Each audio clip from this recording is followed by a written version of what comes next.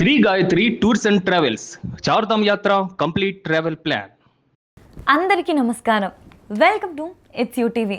ప్రస్తుతం మనతో పాటు ఉన్నారు ప్రముఖ ఆధ్యాత్మికవేత్త, పూర్వపు యాదగిరిగుట్ట అర్చకులు, రిటైర్డ్ ఆంధ్ర ఉపన్యాసకులు డాక్టర్ సందుకుల కృష్ణమాచార్యుల వారు. గురుగారితో మాట్లాడి మంచి విషయాలు తెలుసుకునే ప్రయత్నం చేసేద్దాం.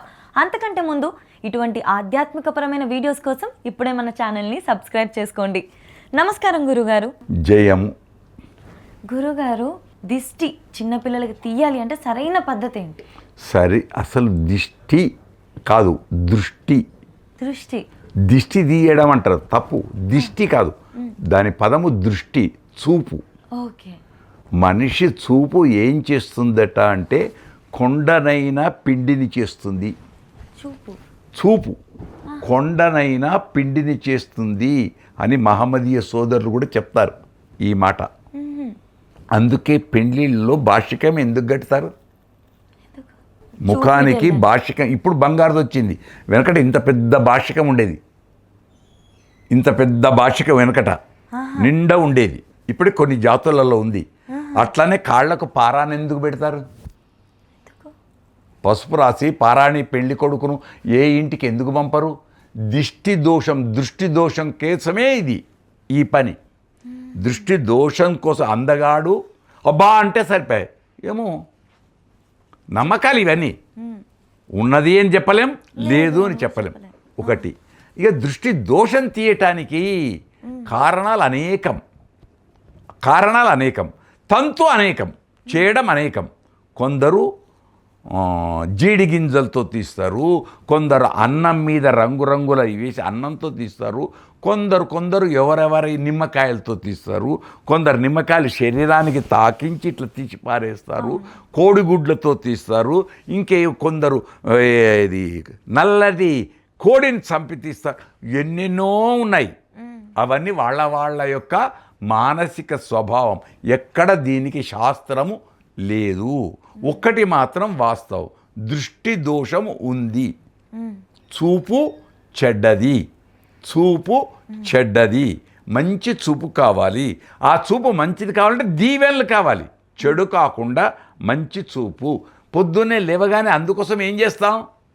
అరచేతిని చూసుకుంటావు. నీ అరచేతిని నువ్వు చూసుకుంటావు అద్దం వలె. ఎందుకు? అరచేతిలో లక్ష్మి ఉంటుంది కాబట్టి నీ చూపు నీకే దృష్టి దోషం కాకుండా. ఇది లేదు, ఎవరినో చూస్తే ఏమవుతుంది?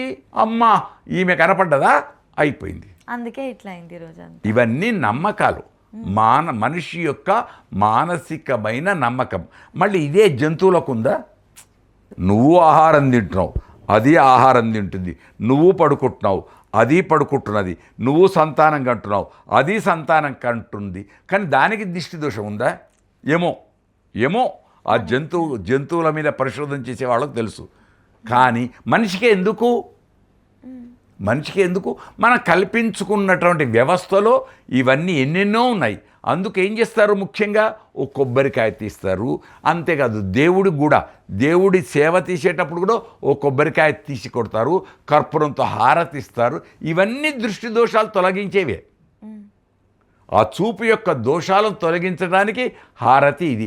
ఇండ్లలో దీపావళికి కానీ వీటికి కానీ మంగళహారతులు ఏటా అని పెళ్ళిళ్ళకి కానీ దేనికి? ఆ దృష్టి దోషం తీసి మంగళప్రదమైన మంచి రక్ష పెట్టుట క్షేమంకరం. దాంతోటి కొందరు ఏం చేస్తారు? బూడిది గుమ్మడికాయ తీస్తారు, కొన్ని గుమ్మడికాయ, కొన్ని ఇవి అనేక రకాలు. తీయకుంటే ఏం లేదు. డాక్టర్లు ఒప్పుకోరు. ఇవి డాక్టర్లు, వైద్యశాస్త్రంలో డాక్టర్లు ఒప్పుకోరు. కానీ మానసుల యొక్క మానసిక స్థితి మీద ఉంటుంది. అందుకు యశోద కూడా కృష్ణుడికి దిష్టి తీసి ఆఖరికో ఆ నీళ్ళని ఇలా 3 సార్లు తిప్పి పారేసి అక్కడ ఫు అని ఇట్లా నోటించి ఆ ఉమ్ము, నీ దృష్టి, నా దృష్టి, పర్ల దృష్టి ఇవన్నీ పోవుగాక అని ఇట్లా మనకు పాటలలో, వాట్లలో, వీటిలో కనపడుతుంది. ఆచారాలలో కూడా కనపడుతుంది. అందుచేత దృష్టి దోషాని కోసం పెళ్లి పిల్లగానికి ఏం చేస్తారు? బుగ్గ మీద నల్లటి మచ్చ అంటే కాటుక పెడుతున్నారు. కానీ దాని యొక్క పద్ధతి కస్తూరి పరిమళం, గుబాళింపు పెట్టాలి, కస్తూరి పెట్టాలి. కస్తూరి ఎక్కడ ఉంది ఏమో, హిమాలయాల్లో ఒరిజినల్ కస్తూరి దొరకటం లేదు. మళ్ళీ మనకు. కాబట్టి దాన్ని తీసి ఇక్కడ కాటుకను తీసి ఇట్లా దృష్టి దోషం పోవుగాక అని ఇక్కడ బుగ్గ మీద పెడతారు. పెళ్లి కొడుకు పెళ్లి కూతురుకు, చంటి పిల్లవాడికి అక్కడనే పెట్టరు. ఒక బుగ్గ మీదనే కాదు, తల మీద పెడతారు, పాదాలకు కూడా పెడతారు, పాదాలకు అడుగు కూడా పెడతారు. కనుక ఇదే కాదు, రామాయణంలోనే ఉంది. రామాయణంలో కౌసల్య తల్లి రాముడు అడవికి వెళ్ళేటప్పుడు అనేక ఔషధులతో యజ్ఞం హోమం చేసి బొట్టు పెట్టి ఆ హోమములన్నీ మూటగట్టి ఇవి నీకు రక్ష, ఇవి నిన్ను రక్షించుగాక అంటే ఇప్పుడు ఏమందాం, చెట్ల నుంచి వచ్చిన ఔషధులున్నాయే అవి పనిచేస్తుంది. యజ్ఞం చేసిన తిలకం ఉందే బొట్టు, తిలకం ఇదేమో కాటుక అంటున్నాం, యజ్ఞం తిలకం అదేమో బొట్టు అంటున్నాం. అవి రక్ష, ఇవి రక్ష అంతే. దృష్టి దోషం అనేది ఉంది. ఇంకా దేవాలయాలలో అయితే ఏం చేస్తారు, పెద్ద రాసి అన్నం పోస్తారు, దాని మీద ఈ దీపాలు పెడతారు, రంగురంగుల ఇవి చేస్తారు, దాని మీద ఇచ్చేసి దానం చేయడం, ఆ అన్నాన్ని జంతువులకు పెట్టడం, దానం చేయడం, ఇవన్నీ ఉన్నాయి. ఎక్కడి నుంచి వచ్చిందని చెప్పలేం, ఎక్కడి నుంచి వచ్చిందని ఎవరూ చెప్పలేం. ఉన్నది అనుకుంటే ఉన్నది, లేదు ఏది ఉండదు. ఇది కూడా మనిషి యొక్క చూపును బట్టి దృష్టి అన్నాం, చూపును బట్టి మనస్సును బట్టి ఆధారం. మనస్సు మొట్టమొదటిది. అందుకే మనిషి అనేవాడు ఒక రథం. ఆ రథంలో మనస్సు అనేది దేవుడు. మనస్సు అనేది పగ్గాలు, గుర్రాలు, 5 గుర్రాలు. ఆ గుర్రాలు ఇంద్రియాలు, అవి పోతుంటాయి. పోకుండా నువ్వు రక్షించుకుంటే ఉత్తముడివి. ఇంద్రియాలు పోతున్నాయని తింటుంటే, ఏది పడితే అది తింటుంటే రోగాలు వస్తాయి. అంతే. అందం ఎక్కడ మంచి ఉన్నా అక్కడ దృష్టి దోషం ఉంటుంది.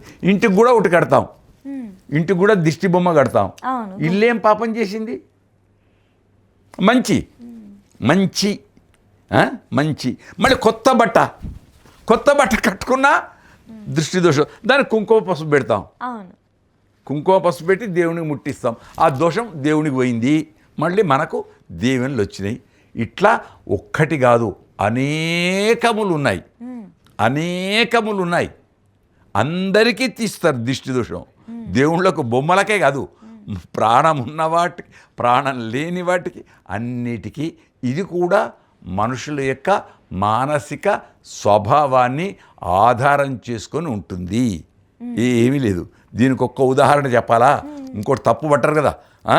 అమావాస్య నాడు శ్మశాన వాటిక అంటేనే భయం, అమ్మో భయం, దయ్యాలు భూతాలు ఉంటాయని భయం. అమావాస్య నాడు శ్మశాన వాటికలోనే, అమావాస్య అంటే మళ్ళీది అమావాస్య, ఆ శ్మశాన వాటిక, ఆ మంగళవారం మధ్యరాత్రి 12 గంటలకు నేను తింటానో పడుకుంటానో పెళ్లి చేసుకుంటానో అన్నట్టు ఉంటాడు అనుకో, వాడికి ఏమవుతుంది? మానసికంగా అతను ఏం జరగదని నమ్ముతున్నాడు కాబట్టి మానసికంగా మంచి జవాబు మీరే చెప్పారు. ఏమీ లేదు అనుకుంటే ఏమీ లేదు, ఉన్నది అనుకుంటే అన్నీ ఉన్నాయి. ఉన్నది అనుకుంటే అన్నీ ఉన్నాయి, ఏమీ లేదు. హాయ్ అంత మన ఆలోచనల్లో ఉంటుంది, మన భావంలోనే ఉంది. ఆ భావం మంచి ఉండుగాక, మంచి చూపు ఉండుగాక, మంచినే దర్శించుదుముగాక. శబాష్, చాలా సంతోషం. ప్రజలకు ఇది అన్నీ తెలియాలి. ప్రజలు ఏది అవసరమో దాన్నే స్వీకరించాలి, చెడు ఏదుందో అది. అందుకే లోకంలో ఒక మాట, దృష్టిపూస్తం యసేత్ పాదం. నీ చూపును స్వచ్ఛంగా చేసుకొని కాలు పెట్టరా, అక్కడ పాకురు ఉందో, జారిపోయేది ఉందో, ఏముందో జాగ్రత్తగా. వస్త్రపూతం పిబేజ్జలం, చెత్త ఉంది తాగిన తర్వాత అడుక్కు చెత్త కనపడ్డది అనుకోకు, ముందే వడబోసుకొని ఫిల్టర్ చేసుకోవడం, స్టైరిలైజ్. కాబట్టి వడబోసుకొని నీళ్లు తాగు. వక్త్రపూతం వచేత్ వాక్యం, నోటిని శుభ్రంగా చేసుకొని మాట్లాడు. బయటకు మాట వచ్చిందనుకోండి మళ్ళీ లోపలికి పోదు. పెదవు దాటితే పృథివీ వ్యాపిస్తుంది, పెదవు దాటితే మీడియా ద్వారా పృథివీ అంతటికి వెళ్ళిపోతుంది. కాబట్టి మాట్లాడేది చాలా జాగ్రత్తగా సంస్కారవంతంగా మాట్లాడు. అందుచేత లోకంలో మంచి ఉంటుంది, చెడు ఉంటుంది. దాన్ని ఎవరెవరి మానసిక స్వభావంతో వారికి వదిలేద్దాం. అంతే. శుభం. ధన్యవాదాలు గురుగారు. కృతజ్ఞతలు. ప్రపంచానికి అందించే ఆడపడుచులకు, సంస్థలకు అనేక అభినందనలు.